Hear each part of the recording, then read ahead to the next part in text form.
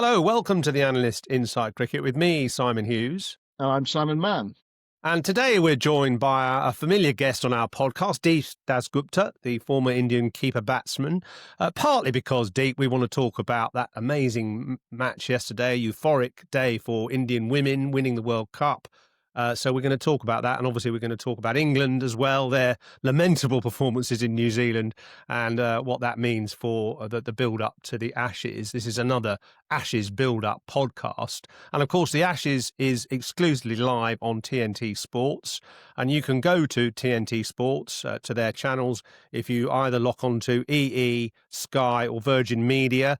You can also get TNT Sports on Discovery Plus. You do need a subscription, and of course you have to be 18 and over, and terms and conditions apply. TNT are nicely supporting this podcast.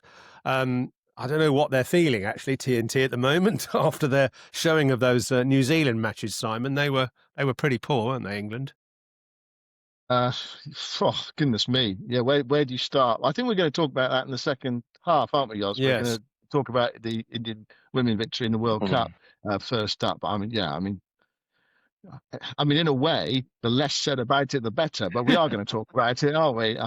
It really was lamentable. I just couldn't help feeling if they got 260 in all three games, they would have been with a great chance of winning all three, possibly even possibly two of them. But I don't know. It's go hard, go harder, and you need to adapt. Anyway, let's talk about the positive story for Indian cricket yesterday. We've got Deep with us. The obvious question to ask is kind of like, what does this mean? Oh, I was a phenomenal occasion, wasn't it? A full house for the final, tremendous atmosphere, and as far as the home supporters are concerned, the right result.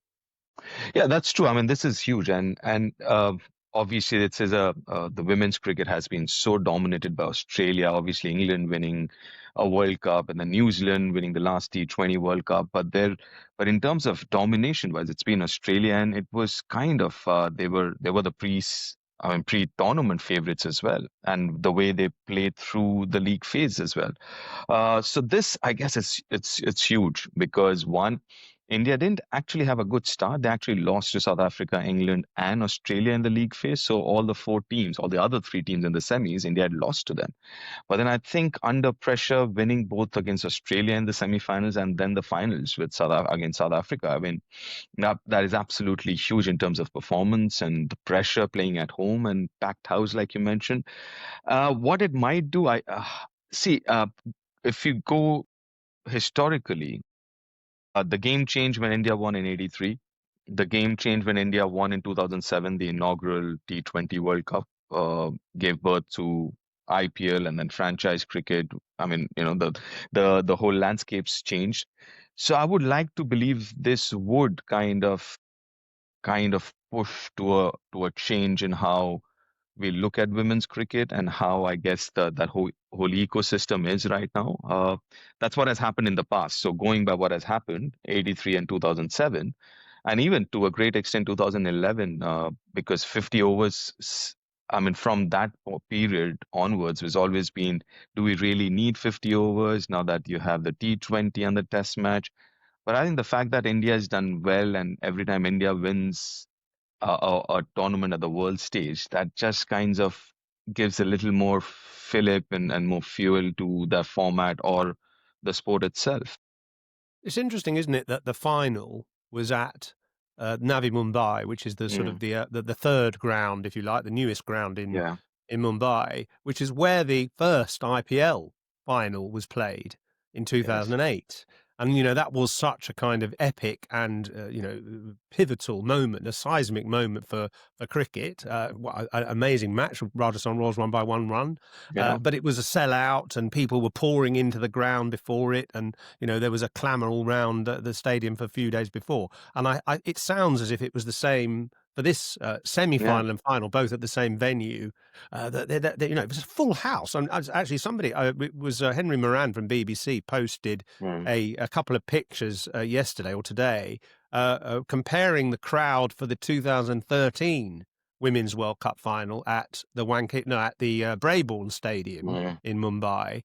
which is practically deserted. Mhm. And now this one, 2025, sold out, 50,000 people, Mm. absolutely full of Indian fans, men and women. I mean, a lot of men, weren't there? But Yeah, but a lot yeah. of women as well.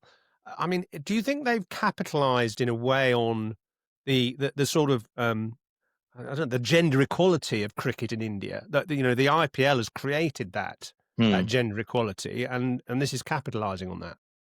I think it's been very well received. I think there's been a lot of takers and new takers in terms of for women's cricket in the last couple of years, especially with the WPL as well. I think that has helped a lot. And what I think BCCI has done really well is taken women's cricket to not the traditional venues, right? So if you see, I mean, there are quite a few traditional venues, but they've also kind of spread and move on to other venues. I mean, DY Patil, the finals is a good example of that.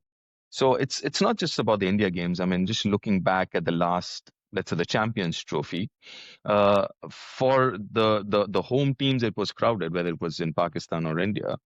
But then when there were two neutral teams playing, there were barely anyone watching the game. But that wasn't the case during this World Cup.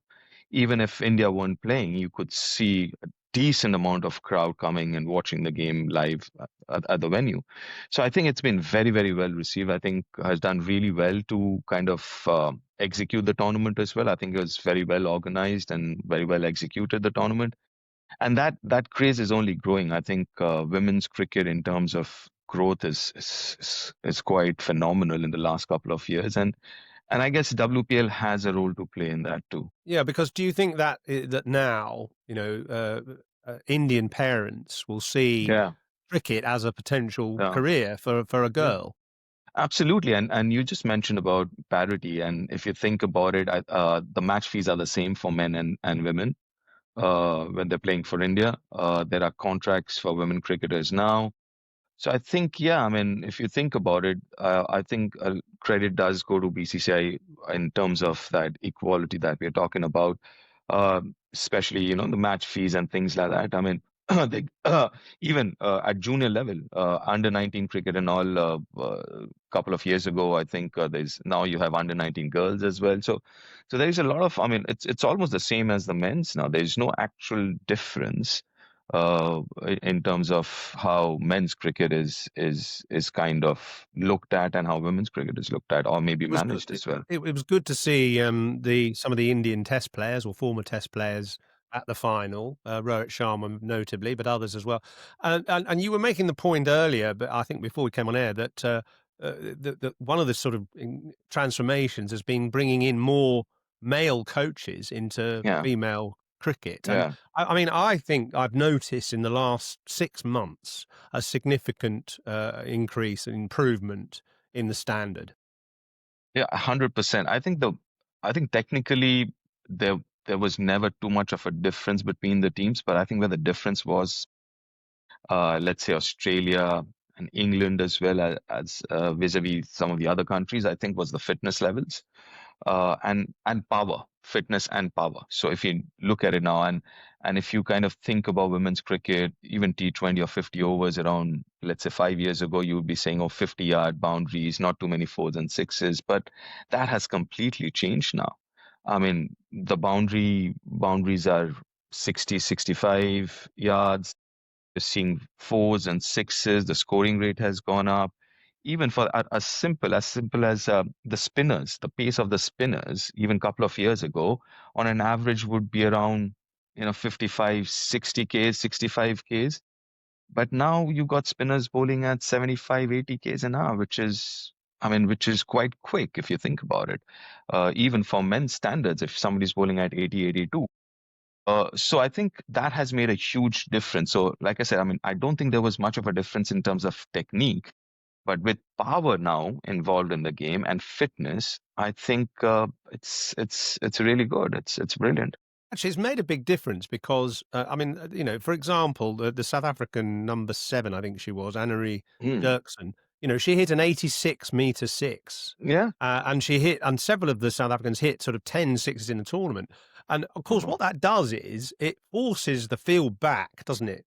And then you can actually play normal cricket. In the past, I've watched a lot of women's cricket. My daughter's, played a lot of girls' cricket, and it was tended to be a ring field, and Yeah, the girls couldn't get the ball through, and it became a bit of a stalemate, I suppose. But now that you've got players hitting the ball over the top clean, and even yeah. clearing, Laura Wolfhart on Oh, wow. last night actually cleared long on, who was back on the boundary, and she took her on and hit it over the top for a big six. So it's spread the game, hasn't it? So that they're enabling them now to be able to play, much more Yeah. all-round game, a power game, but a sort of in-between game as well. It's so true. I mean, because both of you have followed it. The first time I followed was I covered a game was I think 2014 or 15, and the first 10 overs, 35 was a good score, and in the end, after 50 would be 220, 230. But now, like yesterday, I was talking to someone, and someone said, India's 20 runs short. I was like, what? It's got 298 in a finals of a World Cup, Yeah, and yeah. somebody said they're 20 runs short. So I think, I mean, it's grown substantial in the last few years with so much of T20 and franchise cricket. Franchise cricket, I mean, whether it's 100 on Vitality here in England, whether it's WPL, PBL. I mean, WPBL is going to start, I guess, in a week or 2 weeks time. So there's so much. I mean, even I think South Africa SC20 starting their women's version as well. So there's so much of now franchise cricket as well in women's game. And one other final thing quickly, Phoebe Litchfield, Australia. Oh, She hit a switch hit over extra cover for six, which I remember David Warner was one of the first people to do that. Well, I mean, Kevin Peterson obviously did it as well, but Kevin Peterson hit his square over deep, sort of backward point almost. But David Warner, I think it might have been a BBL game, hit a reverse switch hit over extra cover for six, and Phoebe Litchfield did the same, and it went a long way as well. I mean, fantastic to watch. basically her shot. That's her go-to shot. Phoebe, if you look at her wagon wheel, around 70-75% of the runs are scored on the offside. I mean, she's so dominant on the offside. So I was just this game, the series India-Australia, which I was following, I was like, why can't you bowl down leg side? She doesn't play there. But then every time you bowl down leg side, she managed to play it on the offside with those switches. That's absolutely brilliant. What a talent. I think she's only, 21, 22, if I'm not wrong. I mean, what an absolutely brilliant talent. And that is, and it's not even I mean, it might occur to us that she's taken a lot of risk, but it's not. That's like her shot. Switch hits and reverse sweeps and all of that. So yeah, I mean, again, she too had a really good World Cup. How important was it that India in the knockouts beat Australia to make it to the final? Because it's easy. If you had a situation where, say, South Africa played Australia, South Africa beat Australia, and then India beat South Africa, you say, well, Australia they did so well in the group stage of the competition. Yeah. Is it kind of like the true winners, if you like? Obviously they are, because those are the rules of the competition. But to beat Australia in the manner that they did in the semi-final, I mean, that really does kind of like seal the deal, doesn't it? Yeah, and it just makes it sweeter because we all know how dominant Australia has been, and everyone was always talking about beating Australia. And then having beaten Australia in the semis and then going on to win the World Cup, that just kind of, like you said, I mean, that's just to put that cherry on the top and makes it sweeter by saying, you know what, I mean, we did beat the number one side in the world as well along the way. So yeah, and also I think there is fundamentally also a few things are changing in as far as women's cricket in India is concerned. That is a lot more focus, and a lot more accountability. I mean, that's what comes with focus. Media is following, general public and fans are following. So that also brings along with it accountability. So now, if you're not picking the right, or if people don't agree with the selection, now you have more and more people debating about it, talking about it. So that keeps everyone on their toes, whether it's the team management, whether the selectors or whoever. So I think that also changes a lot of things, in terms of how women's cricket will be handled. How much is this a kind of like changing on the axis as well of sort of like the power struggle? And Australia have been pretty dominant for a long time. Is this going to unleash the beast in in India again. Yeah. I mean, it's happened in men's cricket, hasn't it? Yeah. Those tournaments we talked Yeah. about. India, they are one of, if not the team to beat, certainly Yeah. in white ball cricket. Yeah. I certainly hope so, because I mean, the Australian side was so dominant. It was like, it doesn't really matter what you do, end of the day, whether you beat Australia or not, that would decide. So from that perspective, I think I hope it changes. But to be fair, when you look at that Australian side, that is, they're very, very close to being invincibles. If you think about it, you've got batting till number 10. Alana King comes in and scores a 50. You've got 8 bowlers, and all of them can be your number one bowler. I mean, all of them are wicket-taking bowlers. All of them can finish their quota of 10 overs. I mean, it's kind of an achievement if you end up finishing your quota in that bowling order. If you finish 10 overs, that's like you've done really, really well. So to be fair, they still, I believe, are the benchmark right now. But I hope with this win, and also, I mean, if you look at, let's say, South Africa is doing really well. South African cricket in general is doing really well. You look at under 19 girls, they were in the finals. Under 19 boys, they were in the final. Women's, they're in the final. Men's, they're in the final. So there is a little bit of an upsurge in terms of South African cricket. They've obviously men's, they've all the WTC and all of that. So yeah, I mean, you see that gap, which was quite substantial maybe 2-3 years ago between Australia and the other teams. That kind of, I see that narrowing down a little bit. And actually, the Big Bash, of course, the Women's Big Bash has been going longer than the Women's Premier Yeah. League in India. Yes. 5 teams in the Premier League in India at the moment. I noticed Arti Dabas, who's former ICC, now has taken over a job at the ECB as Chief Revenue Officer.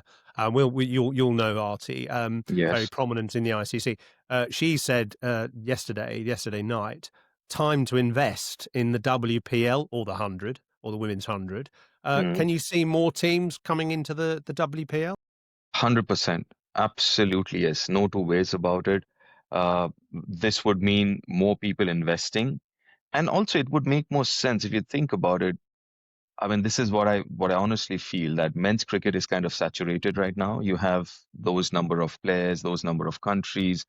In fact, Test cricket, it'll boil down to 5 or 6 nations. So I think, yeah, but when you look at the women's side of the game, the upside is so much that it makes more sense investing there. So, just from a very commercial point of view, I think your ROIs would be a lot more there as compared to, let's say, maybe men's cricket. Well, listen, we'll take a break there and we'll come back and talk about the Ashes. And while we're on the subject of the Ashes, I would like to just mention I've started an upload of some Ashes features from history, some great Ashes test matches, which I wrote about a couple of years ago. And so if you check out our podcast feed, there will be one each day this week, a great Ashes test from history recounted with all the heroes involved. So check out that one. And also regarding the Women's World Cup, our sister podcast, Storylines, has covered the final in a very typically incisive and insightful way. So check that out as well. Storylines,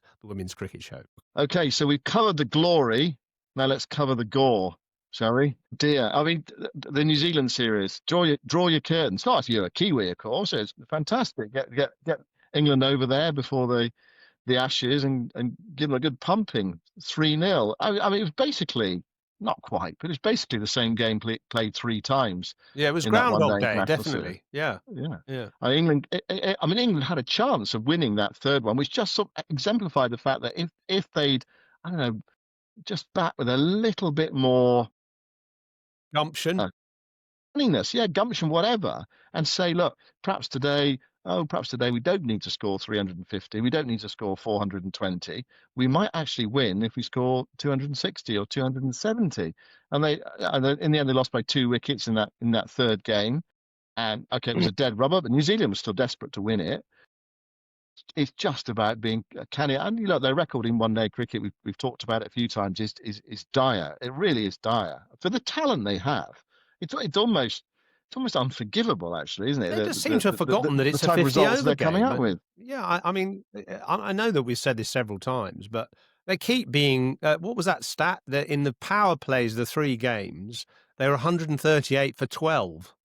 So they've lost an average of 4 wickets per power play. And the other stat, which is pretty alarming, is that in the 3 games, the 3 ODIs, the top 4 of England amassed the fantastic total of 84 runs between them. And that was Jamie Smith, Ben Duckett, Joe Root, and Jacob Bethell, all of whom will be involved in some way in the Ashes. Mm-hmm. And they made 84 runs in 12 innings between them, which is the lowest in ODI history. No team has been as poor with the top 4 in a 3-match series. Just bat. I mean, Jamie Smith, I have huge admiration for him as a player. He's a fantastic player. He was just trying to drive balls on the up in the first couple of overs. The ball was nipping and zipping around, and it was like he was batting with a toothpick. I mean, I didn't get it at all. And it just cried out for somebody just to bat. And I know the conditions weren't easy. If Joe Root gets 3 low scores, it suggests that the ball's doing something. But there was just no application at all. Just to add to that, Ridley? sorry, what I thought was this was a great opportunity because how I see it is 50 overs cricket and Test cricket, the tempo is almost the same. T20 is a lot quicker, faster. And this was a great opportunity to kind of get into that Ashes mode before it starts, 3rd week of November, which is not too far from now. And that's where I thought this is exactly, if I'm Australia, I'm looking at this and I'm saying, you know what? It is going to be Hazelwood, Stark, and Cummins whenever is available. If not, then maybe Boland would come in and then give them little spicy pitches and then see what England batters do. Because what I saw during this series was there wasn't a plan B. It was always plan A. Let's go hard at it, and if possible, harder. And then if it doesn't work, it doesn't work. So what was a little surprising at times to see, what about a plan B here? What about seeing through the first spell or seeing through 2 overs, 3 overs of a spell? Which I think, because I'm now thinking about last winter when India toured Australia, those pitches were nothing like the usual Australian pitches. The Sydney pitch had around 6 to 8 grass. I've never seen a Sydney pitch as green as that. And I won't be surprised if they still kind of have those kind of pitches when England tours now. Because it boils down to, for me, it boils down to English batting and the way they bat against, Hazelwood, Stark, Boland, and Cummins whenever he's available. Just thinking, actually, I mean, India have won 2 recent series in Australia, haven't they? And I mean, in one of those series, one of the stars was Cheteshwar Pujara, who just battled away and took numerous blows on the body, but he stuck it out. He couldn't play Nathan Lyon for toffee, actually, but he stayed in and just gutsed it out. And I suppose in the last series they won, I mean, who were the star turns of that?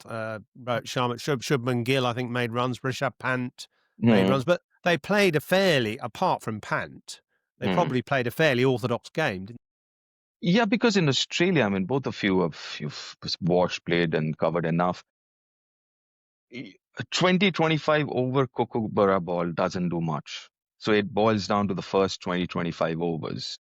And that's where the game in Australia for me is. You don't lose wicket in the first 25-30 overs, and then from them 35 to the 80 till the second new ball is available, you capitalize on it. And that for me is the whole game plan in a gist. Now, how do you go about doing it? And same when you're bowling. So Travis Head, for example, again, I'm talking about the last winter here. Travis Head, every time he came before 25 overs, he did not score runs. The moment he came within after 25-30 overs, he got 100, because then the ball started moving around and whatever, blah blah. Cheteshwar is a great example. What he really did well was he just stuck it out there for 20, 25, 30 overs, and then once the ball got older, obviously he started scoring runs and playing more fluently. The others also, especially the middle order, you protect the middle order. So most of those middle order batters would be a little more free flowing. Make sure those middle order from, say, someone like number 3, 4, or 4, 5 onwards, they come in once that Kookaburra is at least 30, 35 overs old and it's not doing as much. And I believe that's where, I guess, the England batters need to sort that game plan out. How are they going to play those initial overs on what I would like to believe would be spicier pitches than usual? Did adjust a little bit last summer against India. It wasn't all sort of typical what we've come to see as baseball cricket, for want of a better phrase. They did. I mean, there was that day at Lords, wasn't there? The first innings where they like 250 in the day, which is kind of unheard of from England or in the last few years. It would be interesting to see whether they will adjust, adapt. One thing I was thinking, how much relevance can you put on what happened in New Zealand? But you talked about, as you mentioned there, the players that were part of that top four. They're going to the Ashes, and they all did badly. Harry Brook, of course, made that stunning 100 in the first game. Does it matter? I mean, Brendan McCullum was saying, it's a completely different game, and of course it is. It's white ball, red ball, but is form? If someone like Ben Duckett, who has had a pretty lean time of it since the India series, I just wonder whether that's going to be inevitably going to be just eating away. You know what it's like if you're a batter. You want to be scoring runs. Okay, you might not score them every week, and you might play a few daft shots, but scoring runs boosts your confidence. Surely you can't. It's not as straightforward as just Australia. I'll better switch it on. Those matches didn't matter at all. I don't know. Discuss. What do we think? What do you think, Sam? Because for me, I think it does matter. Because you were a batter, so you tell us. Yeah. So for me, I think those. I mean, going into a big series like an Ashes, it does matter. You're not going to play too much of cricket before that. You're not going to have too many innings, and also got to be mindful when you're traveling Australia, because these are all ammunition to the Australian press and everyone else. Because this is what I keep saying: if you're touring Australia, you're not just playing those 15 guys who are in the squad or the 11 who are playing. You're playing almost everyone. You go for a meal to a restaurant, they'll have something to say. The housekeeping will have something to say. So you're just handing over more and more ammunition to all of them, and obviously on a very individual basis, scoring runs, whether it's white ball, not white ball, and then again, I mean, this whole thing about this whole mindset of, like you said, Simon, of that Lord's test, and not just Lord's test. To be fair, I think right through that some of the whole series, there was much more. They were applying themselves much more than what at least I've seen in the past. So there is that side of the game which they have. I just wish or wonder if we'll see that the same amount of in this series or not. But yeah, I mean, those runs, I mean, if you score 100 or score 50, it does give you a lot of confidence, isn't it, going to a big series? I just remember, I mean, this is slightly a different to being in a test match side, but I remember turning up to play in Fremantle, actually, for a club side, and the Fremantle pitch was similar to the Wacker, very fast and bouncy. And it just took me ages to get used to it, both batting and bowling. The batting part of it, the ball just hit you so much higher up than you were expecting, and actually quicker than you were expecting as well. And the bright light and the heat and everything just sort of gets into you, and it feels more abrasive. It feels more hostile. And they glare at you, and it's a very unforgiving sort of atmosphere. And then when you're bowling, you see the ball fly through short of a length, and the keeper taking it head high, and you think, great, and then somebody just hooks and pulls you all day, and you bowl too short. Now, I mean, that was club cricket, but it was a very high standard, and it was very aggressive. And it took me as a county cricketer a long time to adapt to that. And, obviously these guys are, cricketers, are sophisticated players, the England players, but I still think, and you look at the history, whenever they arrive in Australia, nearly always they're taken by surprise, almost however much they've prepared. It just, I mean, whether the England attitude here is they make sure they're mentally clear, mentally got, completely sort of rested, and rather than looking at technique and form and so on. But as you both said, surely runs are a currency that you can't do without, really. Well, it would seem so, wouldn't it? I mean, Brendan McCullum said, he did actually say no excuses when we get to Australia. It's a different game, but no excuses. when we get to Australia. We're respectful of the challenge. We know how hard the task is going to be. So I mean, they're under no illusions. They know what's ahead of them. It would be nice, actually. You mentioned the WACA. It would be nice if they'd actually had a chance to play that warm-up game at the WACA. But just to say that the Western Australia Queensland match is going to be played at the WACA, not quite at the same time. I think the last day of that match coincides with the first day of the England match against the Lions, so they couldn't quite make that work in terms of playing at the WACA. And we think the ball's not going to bounce very high at Lilac Hill. Or of course at the WACA it does bounce quite high, and it does bounce quite high at the Optus Stadium as well. Deep, you wanted to say something? Now, I was just asking. I mean, obviously the Lions are playing next week or sometime soon. Any of the Ashes main guys are part of the Lions team for I mean, just get a few innings in or something? Well, I think not so far. No. No, I mean, would you both like to see some of them actually have a knock? Yeah, I would definitely. Ollie Pope, Zach Crawley, Ben Duckett. Why not? Maybe they should play for both sides in that Lions game. Well, the thing is, you can control the match as you want it, can't you? Yeah, sure. So I mean, in theory, you could do that. I mean, it's a practice match for 3 days. It's completely up to England what they want to do with it. So all bets are off. What's the news from Australia, Simon, of the players that are lining up for them?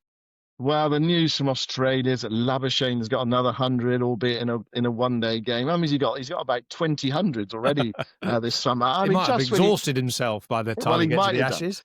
Sometimes you run out of runs, don't you? But just when you want someone, or from an English perspective, you want them to have a total nightmare. He comes back and bats brilliantly and scores. I think he must be back 500, something like that. I basically lost count, but he got one in the one day cup. He's got red balls. Steve Smith inevitably comes back and gets 100, doesn't he, in a Shield game?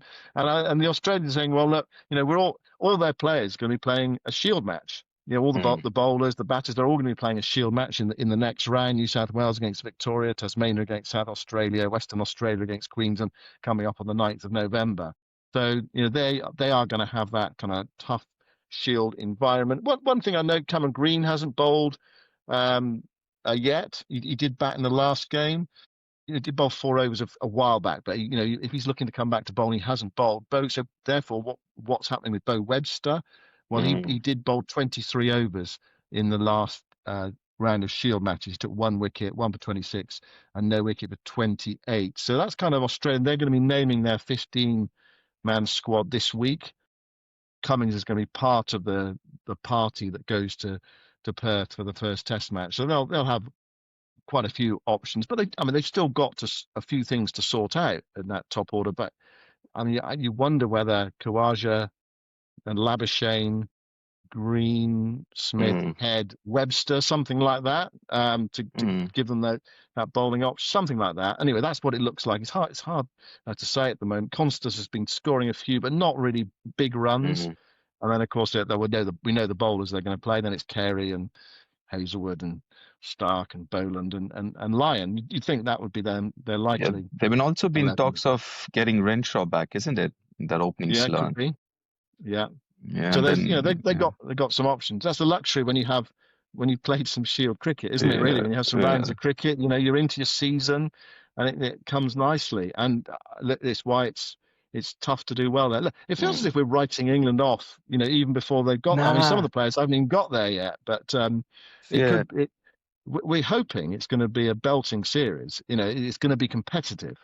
Because I suppose it's for a long while. You want England to start well, really, don't you? So that the hopes kind of build up. But I mean, I suppose again, looking at the Australian experience, I mean, the Indian experience in Australia. I mean, that series 4 or 5 years ago, Australia bowled India out for 36 in one of the early in Adelaide, wasn't it? And still.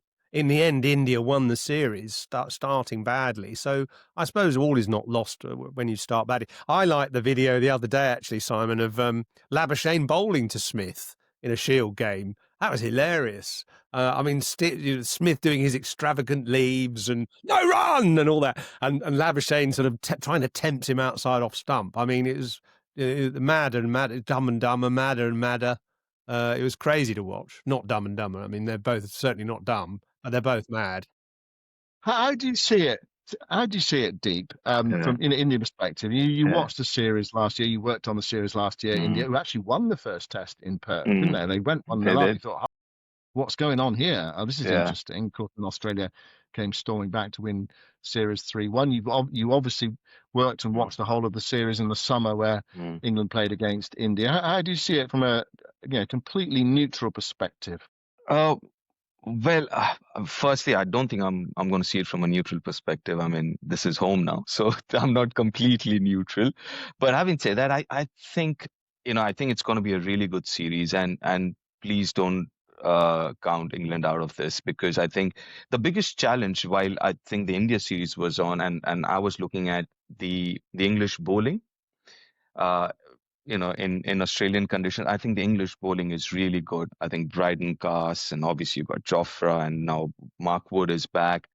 I think the English bowling is really good and solid. But I think where the game or the series would depend a lot on would be England batters getting that 300 plus runs every innings. If they manage to get 350 every innings, chances are England's got a really good chance of actually winning this series. Because again, Australia depends a lot on their bowling. Even they are good and big names in that Australian batting lineup, but it doesn't sound very solid. Travis said yes, but if he has to play against the new ball, he's a different batter. He comes out to bat after 35 overs. He's a different batter as compared to if he's out there playing the 15th over, right? So, and that middle order, so Smith, Travis Head, Bo Webster is a good addition to that batting setup. I think he's a lovely number 6 batter. But then apart from that, it's not as solid as it looks and reads on the paper, is what I think. So yeah, I think as long as England batters can consistently get those 300 plus runs in every inning, I think they'll be in a good position. Shall we play that game we played with Smithy, Simon, with Ian Smith last week, and get Deep to select his player out of the 2 opposite numbers on each side? So we're going to give you the 22 players, 11 on each side. We'll assume that Cummins plays at some point in the series.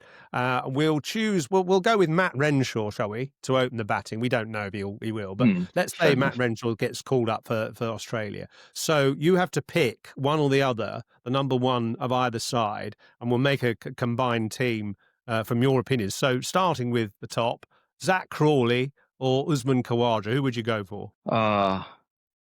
I'll go for Zach Crawley. As long as you don't allow Usman Khawaja to sit back on the crease and play off the back foot, make him drive. I'm going to go with Zach Crawley. Okay. Duckett or Renshaw, number 2? Duckett.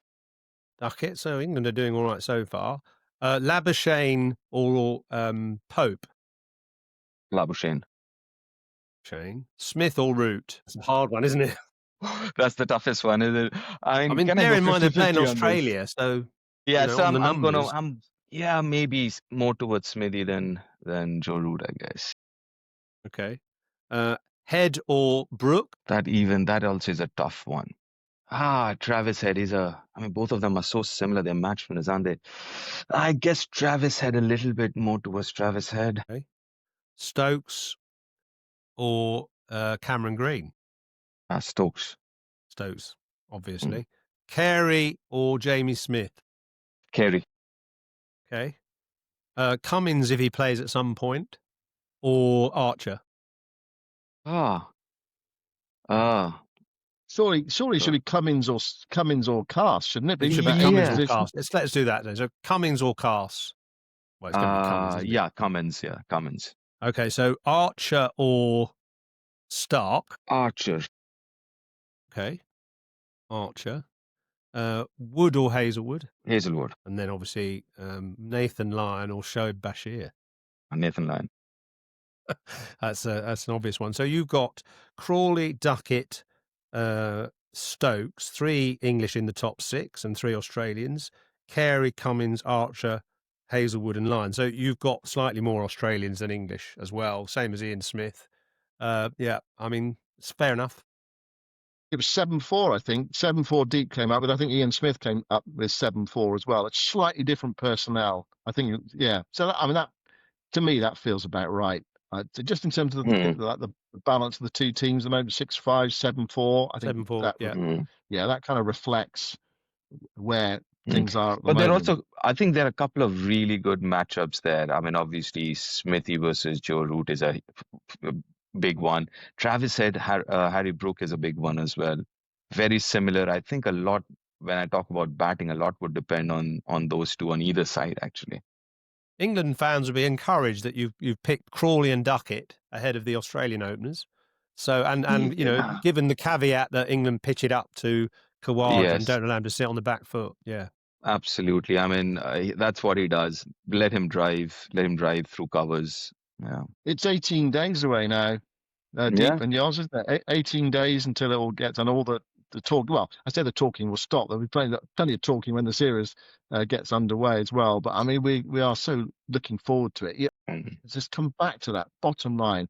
I hope it is a competitive series. I hope England can go there and compete and make something of it. Well, all those 20,000 people that are coming out or more will certainly be hoping for it. Do you remember the 2007 Ashes, after the 2005 Epic series? And by the way, our video series of the 2005 Ashes is coming out next week, so look out for that. But the 2006-7, I remember being in Melbourne, Christmas Day in Melbourne, and loads of English had all come out excited because we'd won the Ashes in 2005, and they were thinking, yeah, we'll win the Ashes again in 2006-7. A holiday in Australia, and we'll win the Ashes.